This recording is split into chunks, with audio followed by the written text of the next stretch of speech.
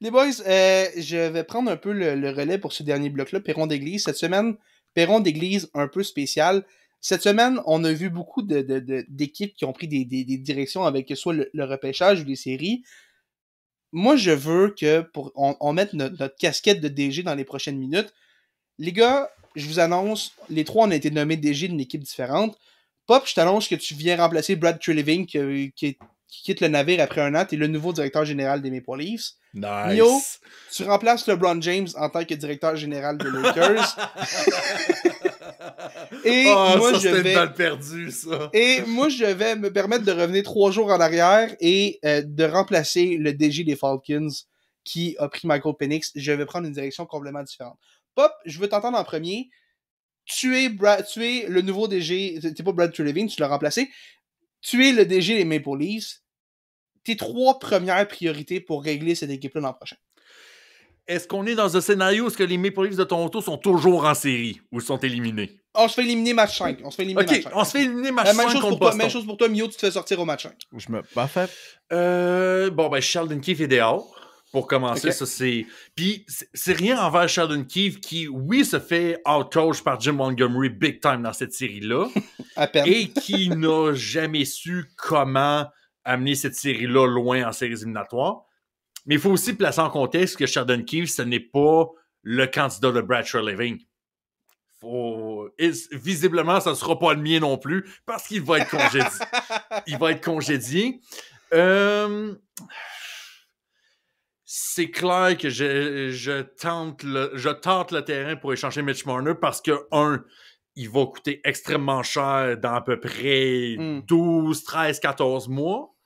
Et il faut dire aussi que Toronto, il faut qu'on commence à rebâtir un peu un bassin d'espoir un peu potable parce qu'il faut penser peut-être au futur et tout ça. Et je vais peut-être lancer le balcon pour terminer. J'enlève le C à John Tavares l'année prochaine. Oh, tu le donnes à qui? Wow. Morgan Riley. Riley? OK. Morgan Puis, écoute, Riley. tu parlais de Marner, juste te relancer. Si tu essaies d'échanger Marner, est-ce que tu as un gars ou une position ou un profil de gars que tu recherches en échange de Marner? Si mettons un profil, peut-être un comparatif que je pourrais aller chercher, ce serait un Alex Pietrangelo. OK. Un genre de défenseur que tu peux y envoyer manger des minutes en série en saison régulière, puis il n'y aurait aucun problème, puis qui est capable de faire bouger la rondelle un peu, parce qu'on l'a mentionné plus tôt, t'enlèves Morgan Riley, il n'y a aucune personne qui est capable, de runner un powerplay et de distribuer la rondelle en relance. Ouais. Okay. Peut-être aussi utiliser l'argent économisé pour Mitch Marner pour peut-être essayer d'aller chercher un goaler substitut de qualité, parce que je suis quand même confiant que Joseph Wood pourrait être un partant à long terme de ce côté-là. Mais ma première priorité, c'est d'aller chercher un général, un vrai couteau suisse en défensive pour aider cette équipe-là. OK, j'aime ça. Mio, nouveau DG des Lakers. Bon. T'as 3 priorités à établir pour cet été. Comment tu vas sauver les Lakers? Je veux un championnat l'an prochain. Comment tu m'amènes un championnat avec les Lakers l'an prochain? Je sais que tu as dit de remplacer LeBron James, mais très réellement, c'est de remplacer Rob Pelinka parce que, pour une fois, je sais que c'est Los Angeles. Je sais que la NBA, c'est une ligue où les joueurs ont beaucoup de pouvoir. Et je vais à l'UQAM. Les droits des travailleurs, c'est une cause que je tiens à cœur, mais... L'université de woke! Legit. Mais c'est le grand temps que les Lakers et qu'une équipe composée de LeBron James ait le gros bout du bâton. Et voici ce qui se passe. Le contrat de LeBron James pourrait venir à terme cette saison parce qu'il a une option de joueur en plus. Donc, c'est même pas à la discrétion de l'organisation, mais à la discrétion de LeBron James même. S'il veut embarquer dans la dernière année de son contrat, prends le gros bout du bâton, échange-le. Il y a 29 autres équipes dans la NBA qui vont vouloir avoir LeBron James. Qu'est-ce que ça prend? Je ne le sais pas. C'est ma job. C'est ma job. Il s'en allait dire c'est pas ma job. Quel DG épouvantable. D'habitude, c'est pas ma job. Je sais que d'habitude, je dis ça. D'habitude, on se dit ça à la triple menace, mais c'est vrai. Mais se défaire de LeBron James. Parce que là, on est. Tu sais, 2020, c'est un Mickey Mouse ring. Mais 2020, Bon. je vais l'accorder quand même, c'était une équipe qui était bien bâtie. C'était une équipe qui était bien bâtie pour battre les Nuggets avec Dwight Howard qui couvrait Nikola Jokic. Depuis ce temps-là, les Lakers se sont fait sortir en première ronde. Bon, l'année passée, ils se sont fait sweep en finale de conférence, excusez-moi. Mais sinon, on a de la misère à trouver du succès. Puis ça s'étend même en saison régulière. Année après année, les Lakers rentrent par la peau du haut des cuisses en séries éliminatoires. Et puis là, qu'est-ce que tu veux faire? T'échanges LeBron James. Garde Anthony Davis. Fais ce que LeBron James dit depuis toutes ces années, depuis qu'il est arrivé à Los Angeles. Ça va véritablement devenir l'équipe d'Anthony Davis. Cette année, Anthony Davis, je vais lui lancer ses fleurs. Il est resté en santé et il a été constant. Et oh boy, est-ce qu'il a été bon dans ces séries éliminatoires-là? On a dit de la merde sur les Lakers parce qu'ils ne sont pas capables de gagner contre les Nuggets et Anthony Davis est littéralement le fils de Nikola Jokic. Mais à part de ça, il a connu des bonnes performances. Et puis là, hier, c'est la première fois qu'on se retrouve dans un effort gagnant. On garde Anthony Davis comme option numéro 1. Ensuite, échangeons des choix. On peut avoir Eddie comme numéro 1 sur cette équipe. C'est un peu un débat qu'on a eu la semaine passée, Félix, un peu avec Scottie Barnes. Avec Eddie, cette fois-ci, le jeu, on est capable peut-être de surprendre cette ère de la NBA du 3 points et du tir volumineux en y allant avec peut-être une approche peut-être plus vintage avec Anthony Davis comme étant un centre / un power forward, 6 pieds 11, plus grand que n'importe quel autre aliment dans la NBA. Essayer de recréer un peu ce que Shaq avait fait avec les Lakers un peu. Oui, puis là, après ça, un peu comme on bâtissait un petit peu avec Giannis Antetokounmpo, malgré que c'est pas exactement ça, c'est pas le même type de joueur, mais des bons joueurs de support. C'est fini l'ère de la NBA que tu mets 2 superstars et quelques joueurs corrects pour essayer de pallier ça. Message aux Suns de Phoenix, d'ailleurs. Ça marche plus. Je m'en allais exactement dire ça. Même à 3, ça marche plus. Non, voilà. Donc, aller chercher des bons joueurs de qualité. Est-ce qu'on veut peut-être s'essayer avec Klay Thompson? Peut-être sur un rôle réduit? Je veux dire, je sais pas. Tu sais, Klay Thompson a eu toute la misère du monde, mais en même temps, est-ce que finalement le changement d'adresse, c'est peut-être quelque chose qui va le faire du bien? Est-ce que, tu sais, ça dépend. Klay Thompson veut rester à Golden State, puis je pense que c'est réciproque de l'autre côté, mais c'est puis c'est finalement de faire confiance au repêchage parce que les Lakers, ce n'est pas une équipe qui se bâtit par le repêchage, mais je pense qu'on a besoin d'un changement de philosophie à Los Angeles de développer. Puis on voit ce que le Thunder d'Oklahoma City a fait. Échange tes superstars, puis bank sur du repêchage, bank sur ton futur par les espoirs. Fait que t'échanges LeBron contre des choix au lieu d'un autre joueur établi. Peut-être un joueur établi, mais ce que j'aimerais beaucoup, ce sont des choix de repêchage parce que on veut gagner, puis ce joueur-là peut peut-être justement nous permettre nous donner une chance de gagner. Tu sais, qui sait, la NBA étant l'émission de drame numéro 1 en Amérique du Nord, qui sait quel joueur va se faire éliminer dans 2 semaines puis il va demander un échange directement là. Kevin Durant. Tu sais, même Kevin Durant, je pense qu'il va plus retourner à Oklahoma City, mais... Mon rêve. C'est ça. Mais tu sais, pense peut-être un joueur comme DeMar DeRozan où on ne sait pas quoi faire à Chicago. DeMar DeRozan est quelqu'un qui, à multiples reprises, a exprimé son intérêt d'aller jouer à la maison à Los Angeles. Combien de bonnes années est-ce qu'il lui reste? Plus beaucoup, mais ce qui est certain, c'est qu'il est encore capable d'en donner. Il l'a fait cette année avec les Bulls, a été dans les considérations du choix le plus clutch dans la NBA, est capable de jouer dans un rôle comme deuxième joueur, du moins pas nécessairement avoir besoin d'être le joueur numéro 1, mais là, finalement, le faire dans un effort gagnant et pourrait jouer, comme on dit en anglais, play off of, donc pouvoir jouer en parallèle à Anthony Davis, à être le deuxième marqueur lorsqu'Eddie a peut-être une soirée off. J'aime ça comme plan. Je pense que je t'engage. Je pense que tu vas bien remplacer LeBron James comme DG de cette équipe. Ouais, pas LeBron James. Même si c'est pas ta job.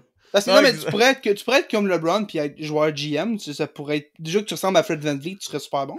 C'est vrai qu'on m'a jamais vu dans la même pièce que Fred VanVleet. On t'a jamais vu dans la même pièce que Fred VanVleet. Absolument jamais. Écoute, moi je vais faire ça quand même court pour les Falcons. Au lieu de repêcher Michael Penix 8e overall, je descends mon choix avec l'équipe qui m'offre le plus. Je ne repêche pas 8e.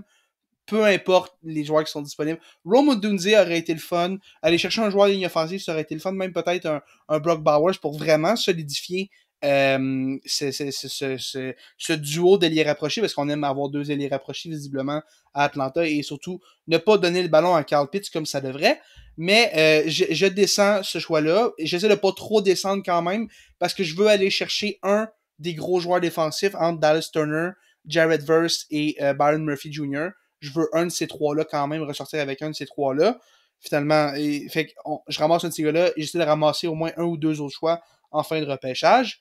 Et surtout, ce que je fais, j'essaie de trouver une solution pour... Déjà, si tu veux vraiment un deuxième corps arrière, il y en a disponible. Pourquoi tu n'as pas fait échanger un choix pour Zach Wilson?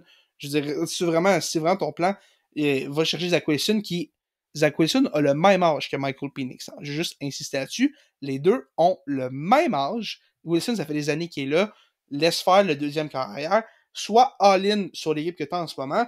Et j'ai pas de problème si tu veux, en descendant de quelques rangs, si tu obtiens genre un choix de 3e ronde ou quoi que ce soit, échanger ce choix-là pour aller chercher un vétéran quelque part. On a vu un gars comme Stephon Diggs qui a été échangé pour un choix de milieu de repêchage. Ouais, mais les Bills avaient pas le gros bout du bâton dans ça. Oui, non, c'est ça. Puis c'est ça, tu sais, je donne l'exemple de Diggs, mais tu sais, on le voit à chaque année dans la NFL, c'est le genre d'échanges qui se font. Si tu veux aller chercher un joueur établi, vas-y pour ça. Puis je pense que les Falcons avaient vraiment plus besoin d'un joueur de ligne défensive. Je pense qu'avec Dallas Turner ou Jared Verse ou avec Byron Murphy, tu sais, je pense que ça aurait comblé ce vide-là. Mais si vraiment tu veux aller chercher un receveur, rester des receveurs, à la limite Brock Bowers, si tu veux aller chercher une autre arme offensive, échange un de ces choix-là pour un joueur de ligne défensive à quelque part. J'ai pas le nom en tête, j'ai pas de nom précis en tête à ce niveau-là, mais on a vu John Franklin Myers a été échangé pour un choix de 6e ronde, puis encore là, John Franklin Myers n'est pas un joueur exceptionnel, mais ça reste un gars qui est capable de rendre de bons services, puis t'as signé Kirk Cousins, soit all-in, pense à 2024, pense à 2025, pas à 2027 quand Kirk Cousins filera pas. Puis je sais pas, j'ai pas aimé comment les Falcons ont géré ce repêchage-là. Je pense que tu veux donner le ballon beaucoup plus à Bijan Robinson. Je pense que tu veux donner le ballon beaucoup plus souvent à Drake London.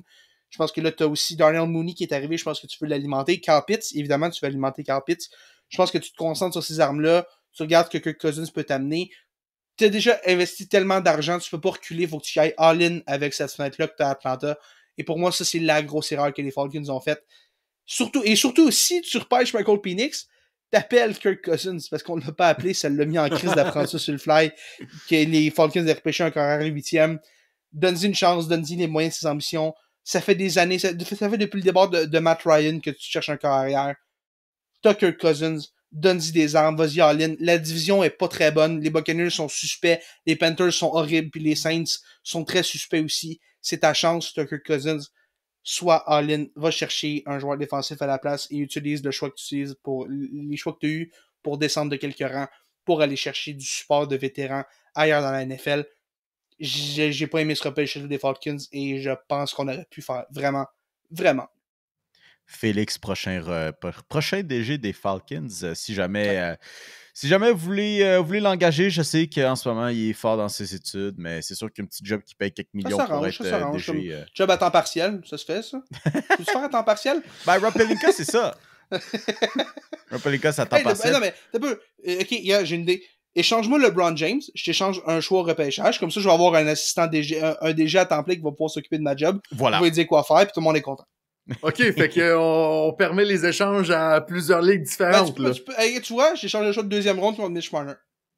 Mitch Marner, je vais le faire jouer running back, quelque chose de receveur, je vais m'arranger avec. On a-tu un deal? Moi, j'ai un deal avec vous autres pour ça. LeBron James puis Mitch Marner avec les Falcons. Ça va être à suivre. D'ici là, j'espère quand même que vous avez passé une bonne dernière heure et demie avec nous à la triple menace. Quand même, n'oubliez pas, je sais que vous allez être sur votre TV toute la semaine, mais on a quelques séries qui vont se terminer cette semaine. La semaine prochaine, on va faire un petit topo de ces séries de premier tour dans la LNH ainsi que dans la NBA. Donc, on a hâte de vous en jaser la semaine prochaine, surtout qu'est-ce qui va arriver avec les Maple Leafs de Toronto s'ils perdent, ou peut-être même certains diront... Ça va finir en 7 millions, tout le monde tout le monde dit que c'est over, là, mais ça va clairement finir en 7. Parfait, ça veut dire que ça finit en 5. Moi, je te garantis que ça finit en 5. considérant que À la Pop a limite dit que 6, ça allait... mais je suis sûr que ça finit pas en 7. Ah, ben là, Considérant- si ça finit pas en 5 puis en 6, t'as pas le choix de finir Ouais, en c'est 7. ça. Tu sais, on a Non, mais pas non, mais je suis million de convaincu que ça finit pas en 7. Je suis convaincu que ça finit pas en 7. Mais Ok. considérant que Pop a prédit que ça allait terminer en 7, ça va se terminer Oui, j'avais en prédit 5. Boston en 7. Juste pour l'ami, j'avais dit Boston en 7. Donc, ça se termine en Non, mais 5. Vous attends, l'avez non, mais entendu, si mesdames Pop a et dit que messieurs. ça finit en 7, ça veut dire que ça finit en 4. Ça veut dire que la série est déjà finie. Mathématiquement, ce n'est plus possible. Ce n'est mathématiquement plus possible. Ouais, mais Pop va plus loin que les maths. On est un pote de maths, mais Pop est meilleur que les maths encore. C'est fini en 4, c'est le Pop l'a dit. Pop a Oh dit ça. boy, c'est temps qu'on termine ça. C'est pas pour rien que j'ai mes maths 4 et 5,36 pour ça. Pas de maths, pas de maths. Pas Hop, de by the way, maths. tellement vieux qu'ils appellent même pas CST et SN. Non, ça je m'excuse, Mio, ça s'appelait de même quand j'étais au secondaire, c'est juste moi qui les appelle de même parce que c'est juste plus facile. Bon, ok, parfait.